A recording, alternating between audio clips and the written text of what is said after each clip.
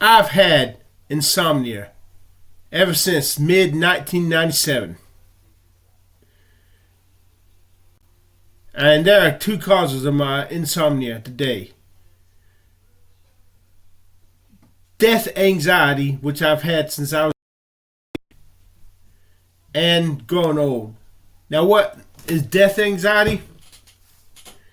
It's knowledge that you're going to die one day, and the terror that when you die, lights out, game over, oblivion, nothing.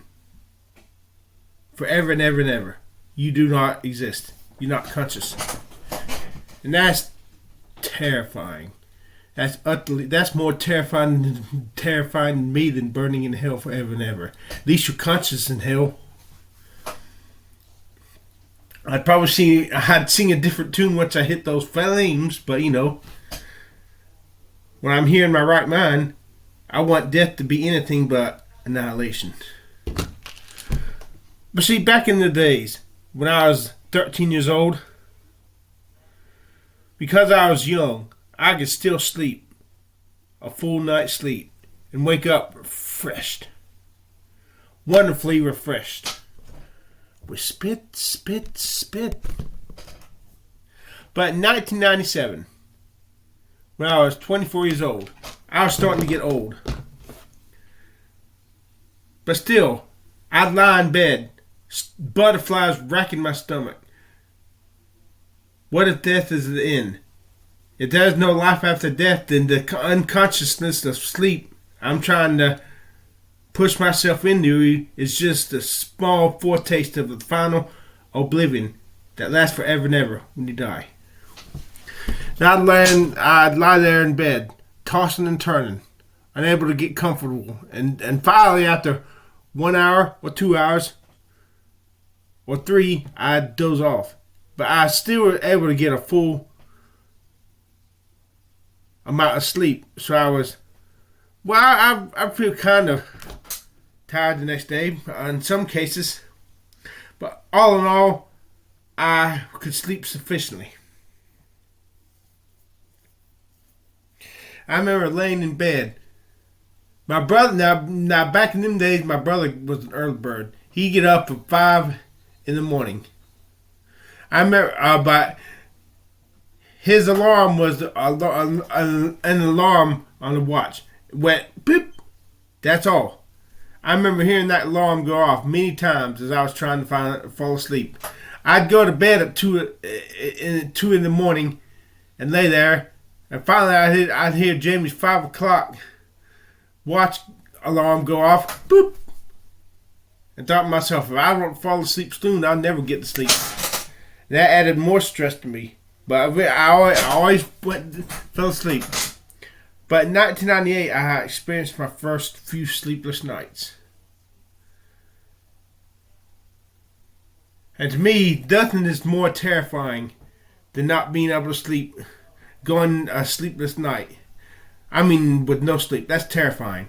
I experienced my first sleepless night when I was 14 in the summer of 1987. When I was out camping, I was so excited, I decided to walk around all night and in the woods instead of going to sleep.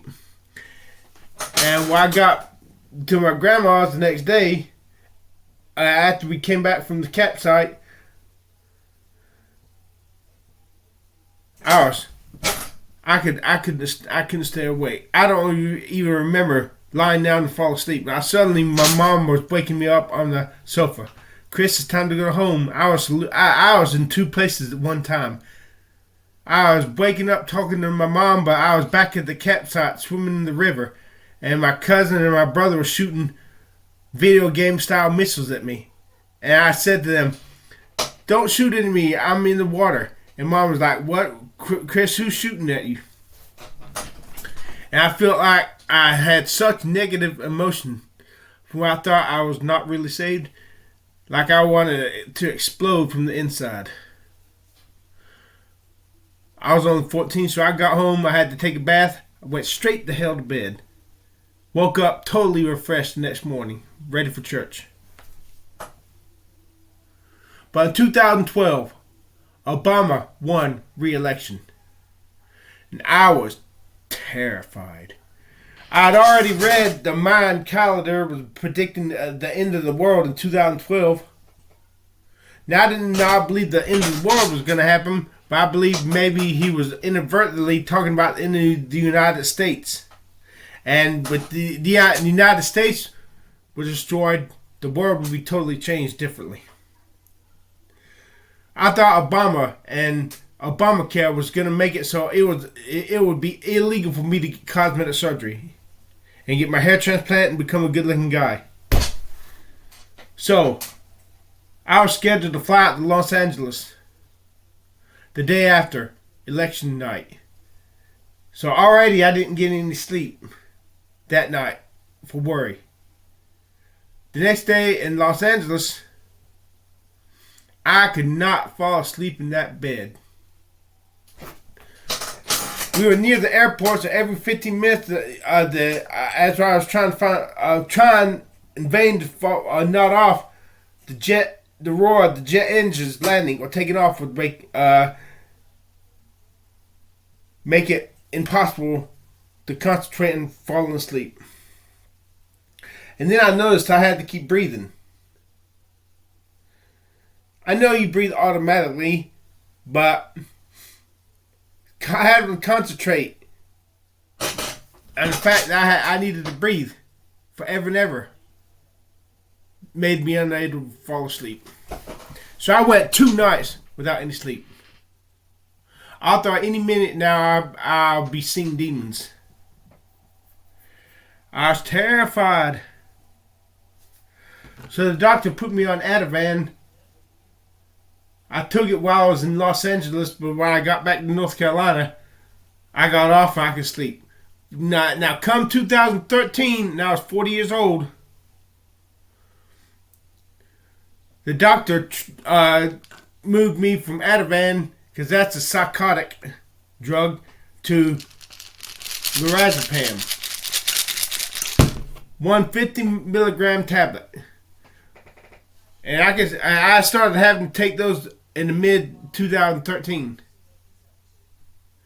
And there are a few nights where I still didn't get any sleep. I remember I had an appointment with my psychiatrist, and I had to go without any sleep that night. I felt like crap. So the doctor upped the doses to 2 50 milligram tablets of trazodone. This right here.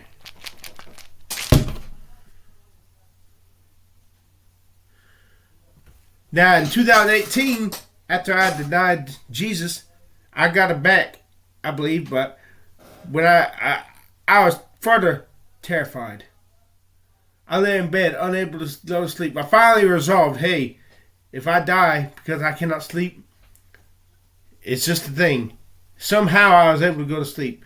And this after taking 2 trazodones.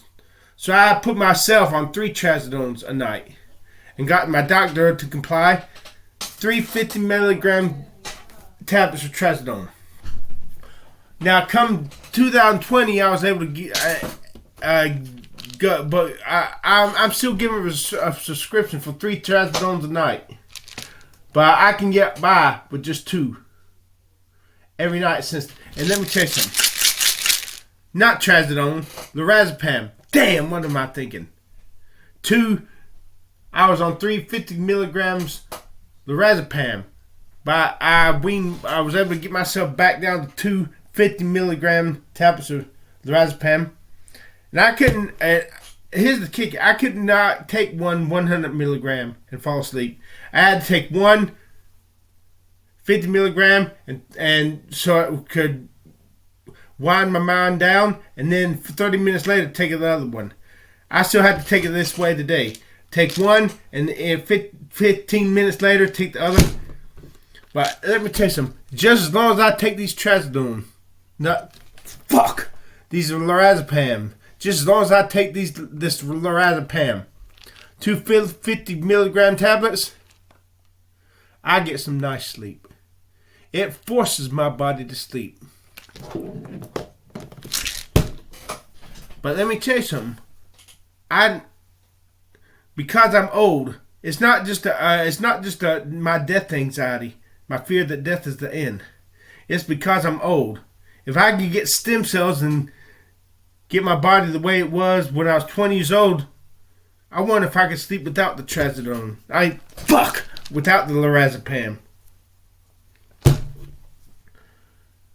So it's a combination of psychosomatic death anxiety, and I'm old. Plus, even if I take my Lorazepam, if I do not have covers, if I do not have a pillow for my head, and if I do not have a comfortable bed, I still won't be able to sleep. My mom bought a new bed. It was sheer hell. The bed was not big enough. It was too soft. I got out of the bed. I knew I would not be able to go to sleep. So I made them go get my bed right here from the trash and bring it back in. She had spent $250 on that bed, that new bed. I wasn't having it. I couldn't have it. I got to have the perfect environment to be able to sleep. Doctor, is there any doctor that can cure me of this insomnia? So I'd never have to take a sleep medicine ever again in my life. And not only that, but I never, ever, ever have to go a sleepless night again. Let me tell you something, people. If I had to live a life where I have sleepless nights every now and then, I just take this whole bottle of sleeping pills and I'll kill myself. I will not live if I cannot sleep.